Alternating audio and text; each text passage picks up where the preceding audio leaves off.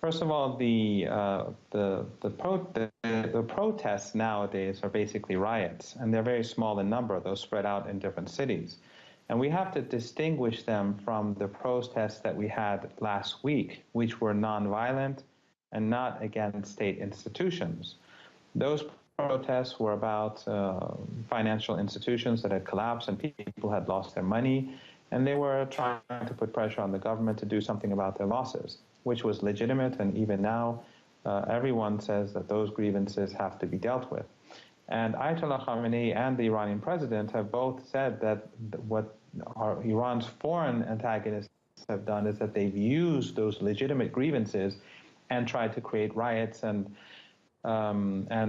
trouble in the country. And that is something that we've seen quite openly, because social media apps have been used by people based in the West to very openly call on attacks on public facilities, on police stations.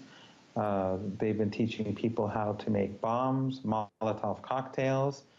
And we also have the MKO, MEK terrorist organization that is based in Paris. In the 1980s, they would carry out bombings in Tehran and assassinations. They killed thousands of people, and then they went to Iraq and fought for Saddam Hussein.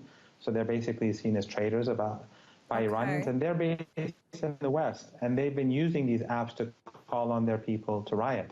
So there's a difference between the legitimate grievances of protesters and the riots, and what the president and the leader have been talking about were the violent riots, and in those riots they've been using weapons, they destroyed banks, they carjacked a fire vehicle and pushed it down a hill, killing a family of 3. But while you say there are legitimate grievances against financial institutions, for example, you know that Iranians know that public funds are being spent on wars in Syria and Yemen while they're facing 50% fuel hikes and cuts in public subsidies.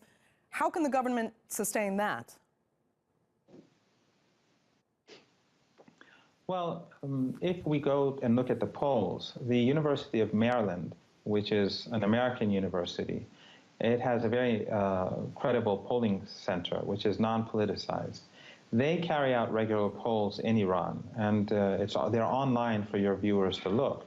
The overwhelming majority of Iranians consistently support Iran's regional policy because they believe that fighting against extremism is not only in Syria or Iraq, is not only for the sake of regional stability, but it's also for the sake of national security. Wahhabism and the ideology spread by Saudi Arabia, whether it manifests itself as ISIS or Al-Qaeda or any other such extremist group, is a threat to the nation. And so people have been supporting those policies consistently according to Western polls.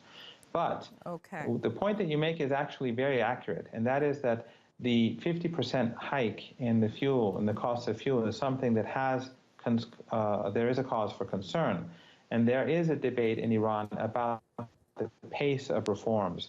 So many people believe that the subsidies that are being cut shouldn't be cut at such a rapid rate. And a discussion right now is going on in parliament and in government to slow down the pace and to broaden the net for those who are less well off and who are at a disadvantage in Iranian society. So these are difficult times, but I think many people recognize that the United States, because it has violated the terms of the nuclear agreement, they have increased the economic difficulties through betraying the Iranian negotiators. Mohammad Marandi, we're going to have to leave it there. Thank you so much for joining us.